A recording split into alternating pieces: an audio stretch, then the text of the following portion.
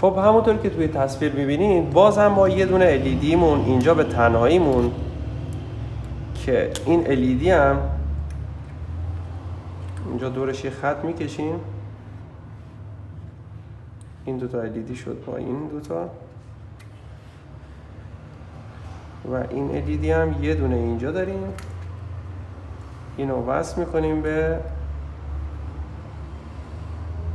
دوتا LED که اینجا قرار گرفته.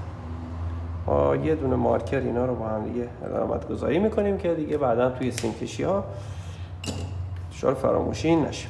خب پای مثبتش رو، این میشه اولین LED مون، پای مثبتش رو به بیرون میدیم، اینجا منفیش منفی که نمیمونه، حالا اون منفی خود این LED میمونه که این منفی وصل میشه به مثبت دومین LED، سومین LED هم پای منفیش میاد داخل. این دومین LED بود، توی تصویر بهتر بهتون نشون بدم، این میشه دومین LED، کاری بهش نداریم. این هم میشه سومین LED که منفیش پایش به داخل جمع میشه. دوباره ادامه میدیم، مثبت، اولی، دومی، سومی، منفی، مثبت و سومی که منفیه داخل خم میشه. به همین شکل همه LED ها رو پایه هاشون رو خم میکنیم.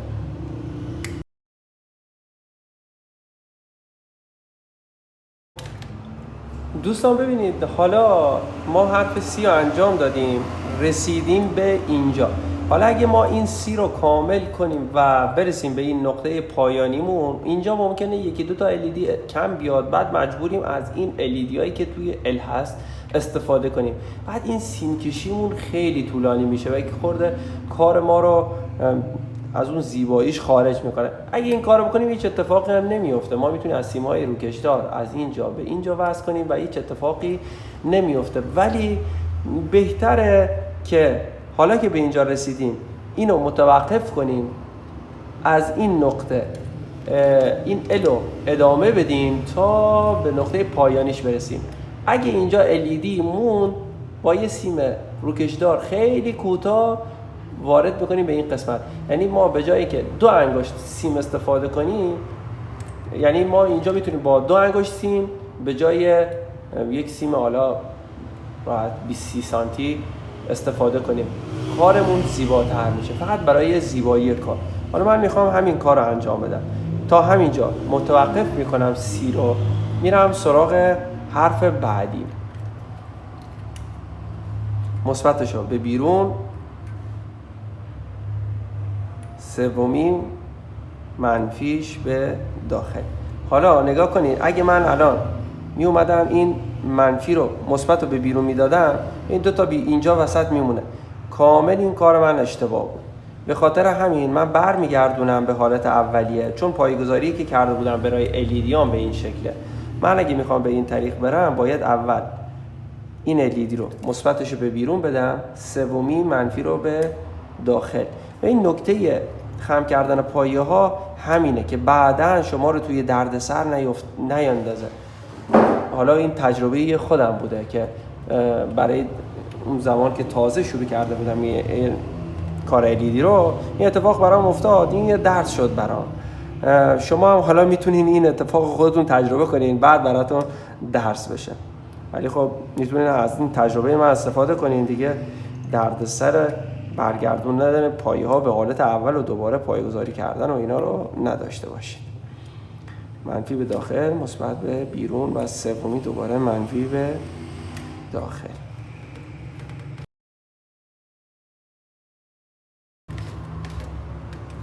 خب دوستان، همونطور که میبینید اینجا باز هم ما 2 تا LED باقی مونده که حالا این دوتا رو هم دورشون خط میکشیم، وصل میکنیم به LED که اینجا قرار داره. مثبت به بیرون میدیم، این دوتا با هم لینک میشن، این منفی میره به مثبت این و منفی اینم مجدد میاد داخل. مثبت بیرون و منفی داخل. دوستان هر جایی که متوجه نشدید کامنت بذارید یا توی دایرکت یا شماره تماس بنده تماس بگیرید، حتما پاسخگو هستن.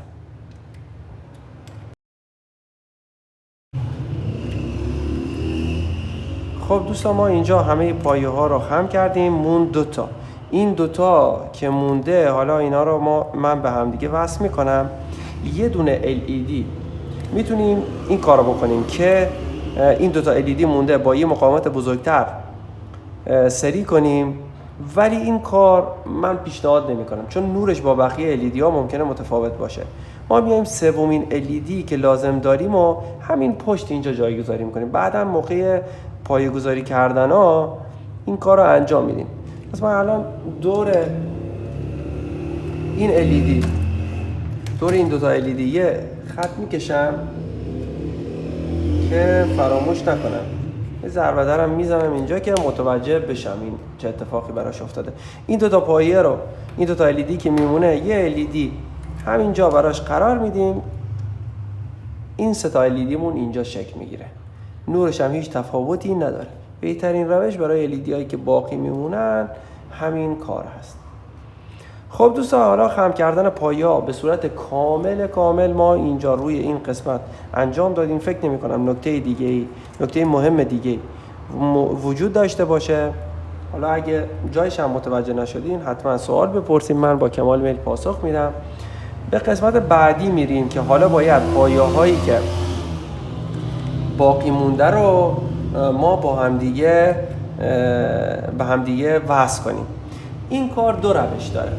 یا میتونیم ببینیم پایه هایی که الان مثلا این دسته ستایی که مثبتش این یکیه و منفیش این داخلی، این مثبتش میشه، این منفی داخلیش میشه. ما باید اینا رو با هم دیگه سری کنیم، یعنی این دوتا با هم و این دوتا پایه هم با هم. وقتی که اگه این کار رو انجام بدیم، یه دسته ستایی که با هم دیگه سری شدن به همراه یه مقاومت هم به این پایه منفی میزنیم، این دسته ستاییمون کامل تشکیل میشه. حالا برای وصل کردن این دوتا پایه به هم دیگه ما دو روش داریم. یک این که این دوتا پایه رو ما میایم به وسیله کفچین، یعنی این دوتا رو میذاریم روی هم، کفچین برش میدیم و با لحیمکاری لحیم میکنیم. این یه روشه که یه خورده وقتگیره، میزان زیادی هم شما سیم لحیم مصرف میکنید، یعنی هزینه ساخت تابلوتون یه خورده بالاتر میره.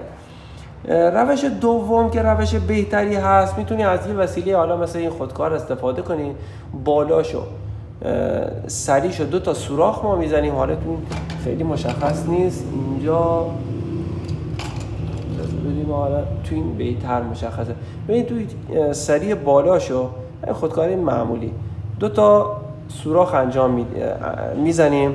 میدونی خودتون هم یه وسیله فلزی درست کنید، اگه شغلتون این میخواد باشه حتما خود یه وسیله براش درست بکنید. حالا من از این خودکارا استفاده میکنم، خودکار خالی زیاد دارم، از اینا رو دو تا سوراخ باراش میزنم به این پایه‌هایی که باید دیگه به هم دیگه وصل بشن.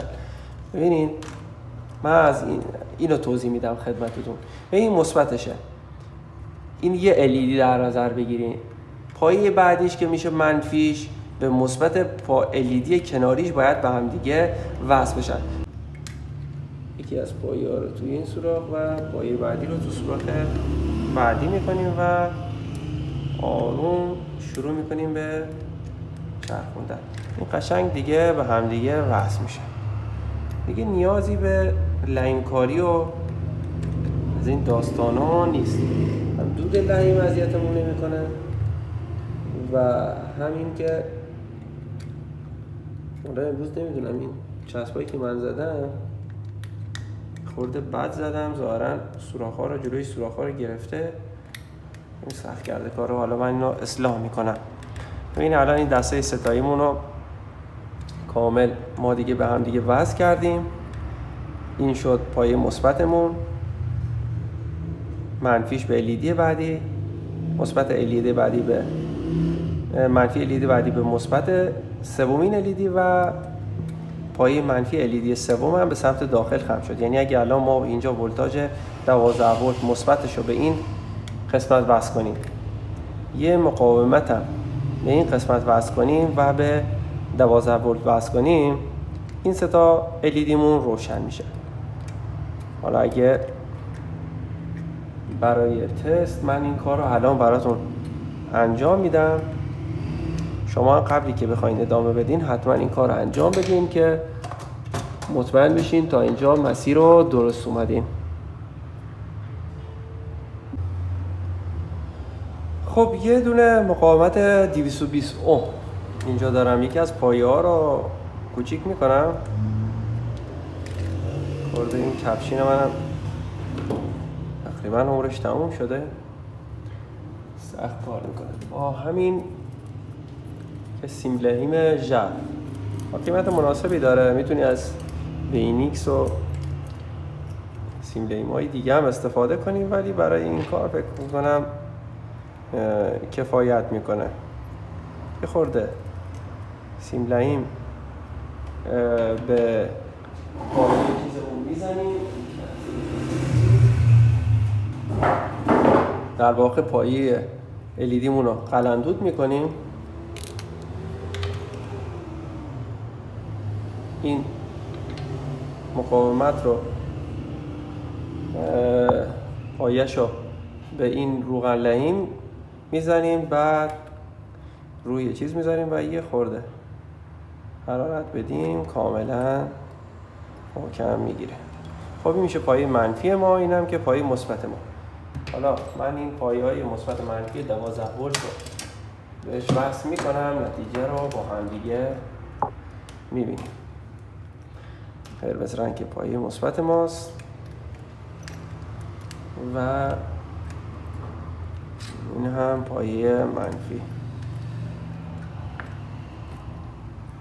همطور که میبینین این LED روشن شد، کاملا هم پر نور و عالی.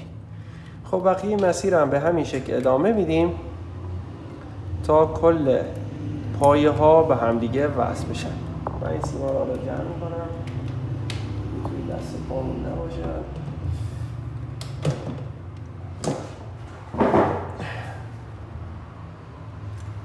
خب این قسمت رو من تون میکنم دیگه، اون چیزی نداره. پایه ها رو 2 به 2 با هم دیگه با همین وسیله که داریم با هم دیگه گره میزنیم. میتونیم، من گفتم که میتونیم از لعیم کردن استفاده کنیم، یعنی این پایه ها رو کنار هم بذاریم، ضربه دری پایه ها رو کوتاه کنیم و روشون یه خورده لعیم بریزیم با هویه، که این خیلی کار وقت گیریه.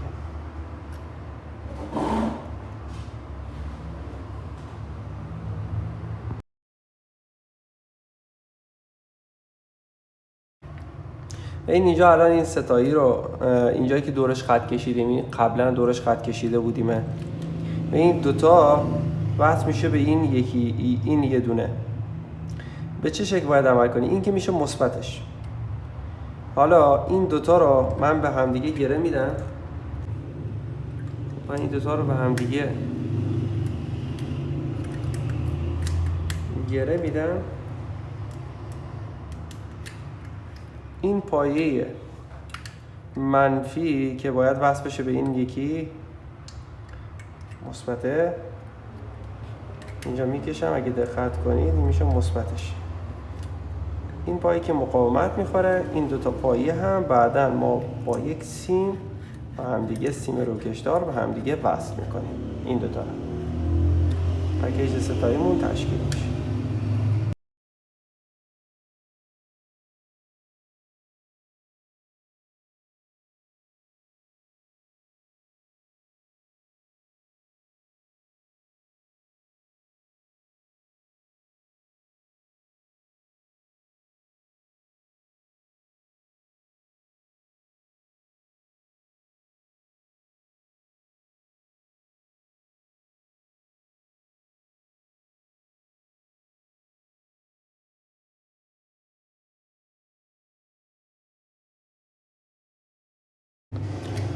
خب دوستان، ما الان همه پایه ها رو به هم دیگه وصل کردیم. عرضم کردم این نکته رو که شما میتونید از روش، یعنی پایه ها رو بتونید قطع کنید، بعد روی هم بذارید و لعیم کاری کنید. مثلا این دوتا پایه‌ای که اینجا هست، قبلی که بخواید گره بزنید میتونید رو هم دیگه بذاریدشون لعیم کاری کنید. اونجوری فقط هزینه‌تون میره، هزینه ساخت تابلوتون خیلی میره بالا. خاطر همین خیلی مقرون به صرفه نیست که بخواید شما این کار رو انجام بدین. روش بهتر همین، شما نه سیم لعیم زیادی مصرف میکنید، بعد وقتتون هم خیلی جلو میفته. حالا این پایه های اضافی رو توسط یک کفچین میچینیم که چیزی توی دست و پامون نباشه. شروع میکنیم به چیدن این پایه های اضافی. من حالا تمام پایه های اضافی رو میچینم و اجازه بدین یه چند تاشو بشینم نشونتون بدم. مثل این الان پایه های اضافی شما چیدیم، اینجا لک خود چوبه، پایه نیست. این دوتا پایه رو چیدیم، کوچیک شدن قشنگ. اگر هم دیدین کمی لق میزنه، یکم روی هر کدومش که لق بود مثلا خوب به هم تابیده نشده بود، یکم لعیم کاری میکنیم که دیگه محکم بشه.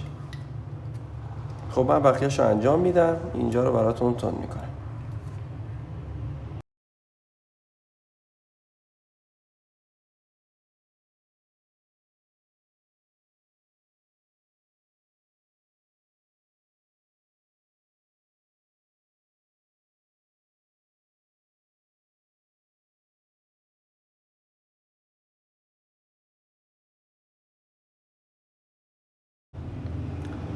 خب دوستان، کل پایه اضافی رو من چیدم، الان دیگه پایه این نمونده. حالا در ویدیو بعدی، در جلسه بعدی ما کل سیم کشی ها رو انجام میدیم که میشه جلسه آخر انشاءالله. بعد از اون دیگه کار تموم میشه. نکته دیگه ای نمیمونه تا این مرحله. همه نکات مهم و کاربردی و من خدمتتون عرض کردم. خیلی ممنون که همراهی کردین. لطفاً با کامنت و لایکتون از من حمایت کنین. این پستم برای بقیه دوستاتون شیر کنید. برای دریافت آموزش‌های بیشتر حتما کانال ما رو سابسکرایب کنید. تا آموزشی دیگر، بدرود.